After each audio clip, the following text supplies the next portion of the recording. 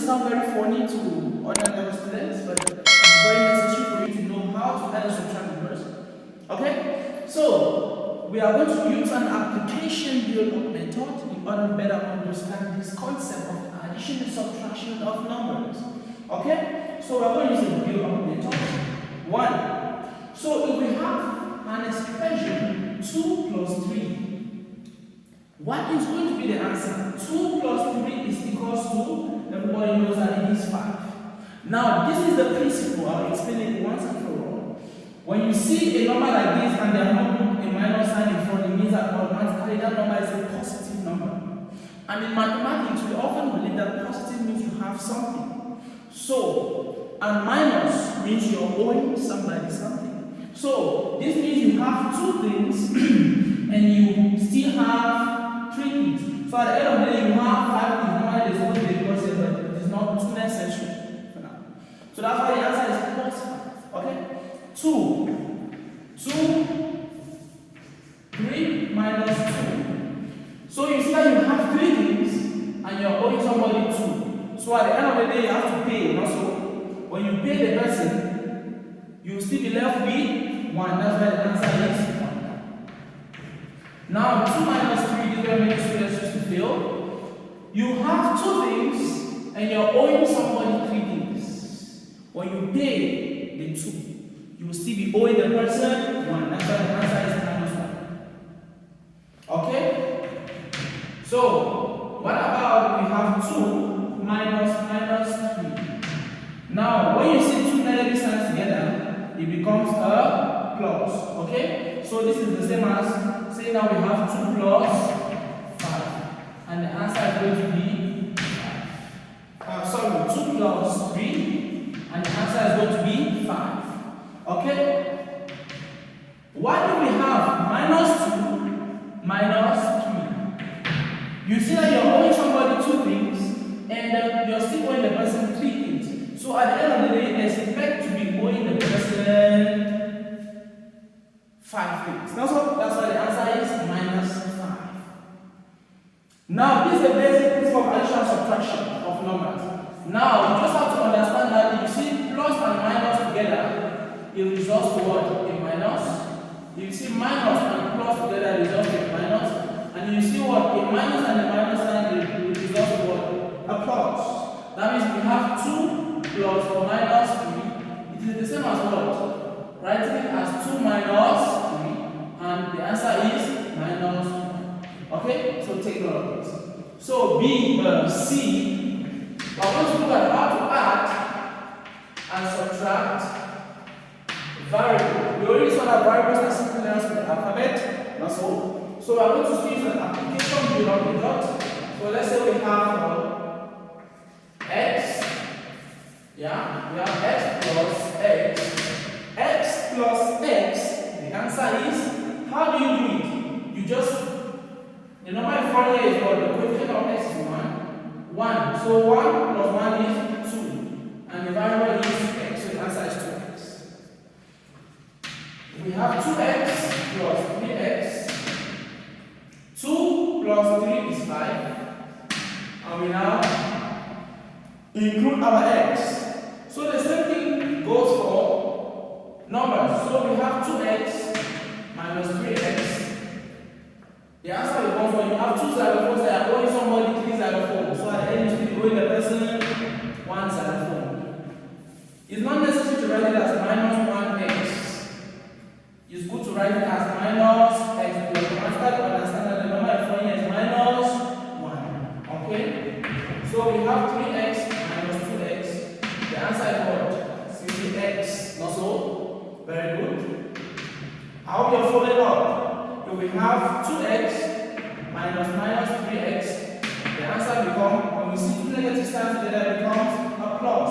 So we have 2 plus 3, which is 5, and we add our x.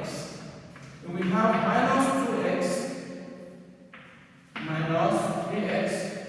The answer becomes what? You're owing somebody 2 xylophones and still owing the person 3. So you just write minus 2 minus 3, which is minus 5. And we include our x. So apparently, we are wasting time. We are going to dash straight into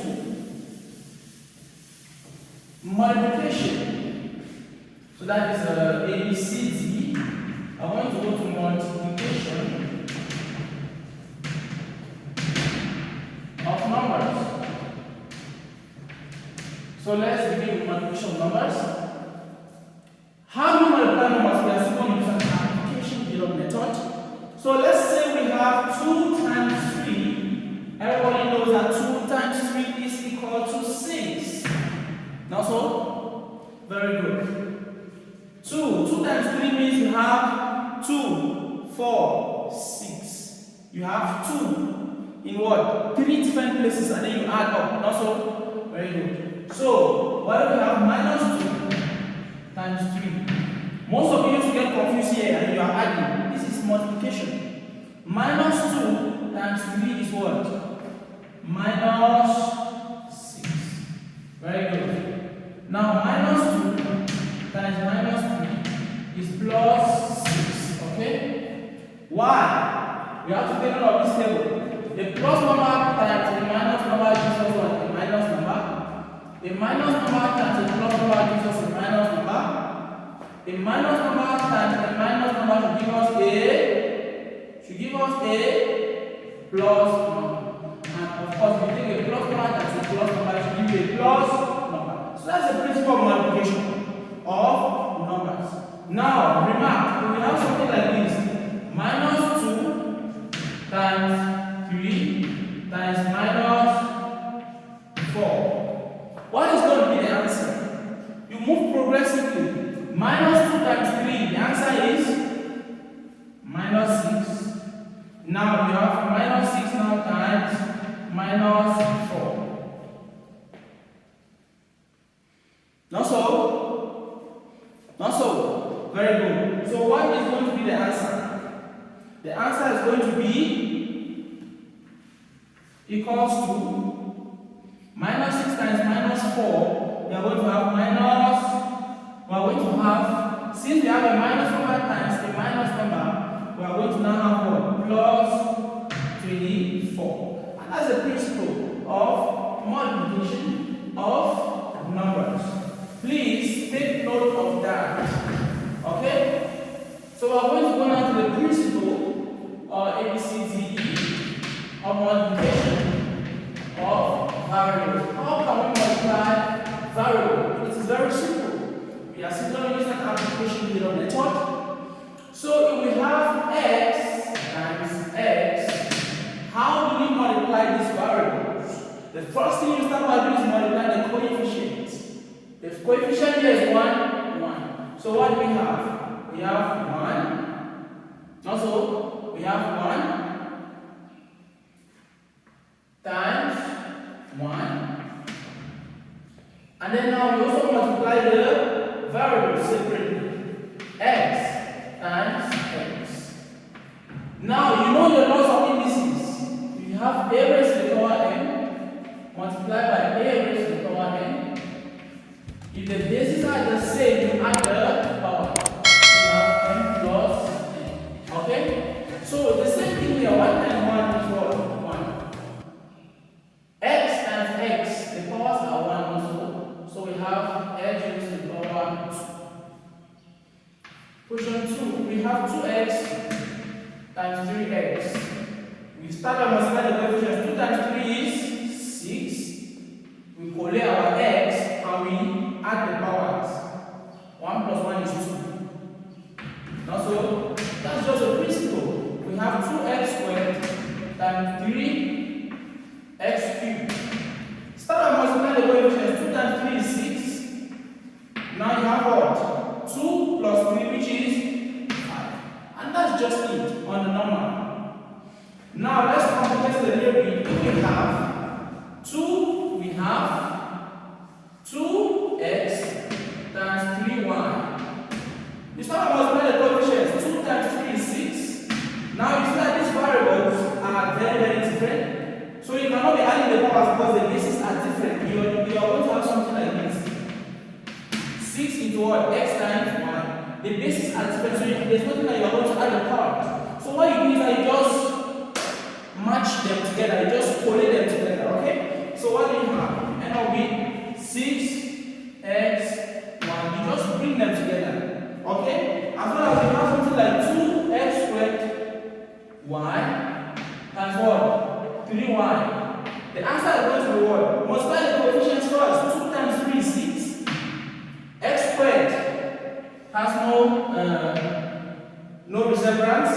and then y and y. You add the power, so you have y squared. Now, this takes us to a remark. Under the concept of addition of variables. Note that if you have 2x plus 3y, the answer remains what? 2x plus 3y. Because these are not like terms, you cannot add them together. It's just like saying 2 xylophones plus 3 yams. You cannot say that it is equals to what? 5 xylophone yam. No. It remains the same. 2 xylophones and or plus 3 yams. So take note of this concept under addition. If the variables are not from the same family, you don't bring them together. So they are unlike terms. Okay? Very good. Very good.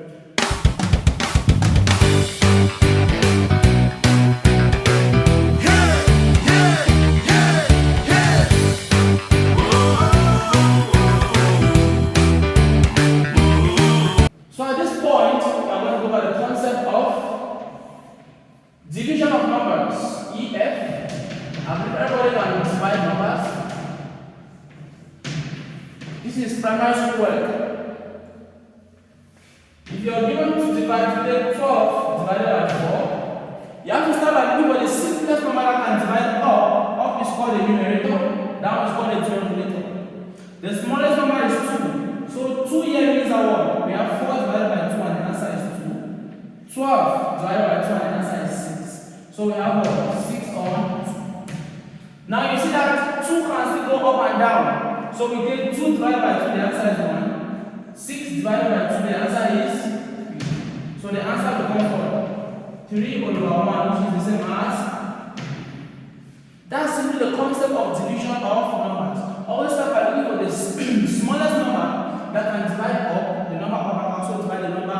Sorry, always start by looking for the smallest number that the number up can divide and the number down can also divide. Okay? Take note of that.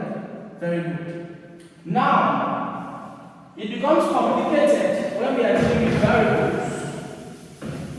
It becomes very, very complicated when we are dealing with variables.